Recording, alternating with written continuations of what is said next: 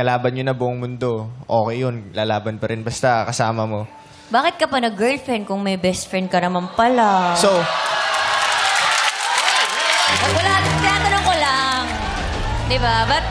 Ba't nag-girlfriend kung gusto mo, may kasama kayong Grabe dalawa? naman. Para kanino yung tanong mo? Kay Yusef? Kay Yusef, di ba? Kay Yusef. Yusef, pakisagot daw. Hindi, kasi na-invested ako sa kwento. Oo nga. Sabay ko lang yung, convoy ko lang yung tanong ko, ba't kailangan kasi pumili?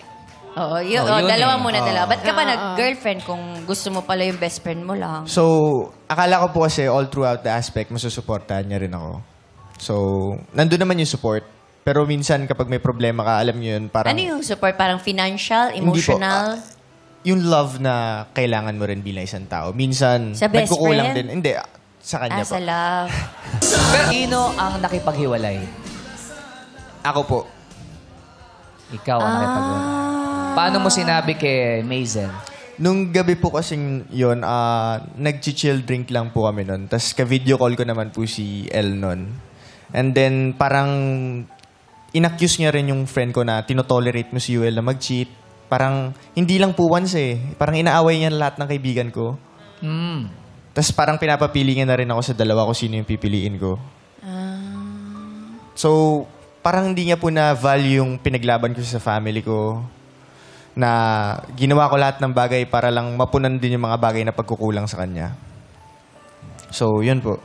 So, yung nakipaghiwalay siya sa'yo, Maisel, anong ginawa mo? Ano po, yun po kasi yung time madaling araw po no, natutulog ako. So pagising ko, ang dami niyang chats, ang dami niyang calls. Tapos yung last message niya po nun sa akin, ayoko na, maghiwalay na tayo. Tapos, nung nabasa ko po yung messages niya na yun, nauna ko pong ginawa, tinignan ko po yung social media lahat ng account niya. Pagtingin ko, wala na po ako sa lahat ng social media niya. Binura na lahat ng mga pictures, no? Kaka-break nyo lang. Tanggal na po ako sa featured photo, sa highlight, sa TikTok niya po, tanggal na rin po ako. So sabi ko, Pati yung 7 million views? Opo, tinanggal Wala niya na. na din po. So, Yusef, kaya mo ba ginawa yon para iparamdam mo sa kanya na wala ka nang nararamdaman at gusto mo nang tapusin yung relationship mo? Hindi naman po. Kasi tuwing nagkakaroon po kami ng suffering sa relationship or hardships, lagi naman pong nagkakaroon kami ng intrusive thoughts na break. Ganun po.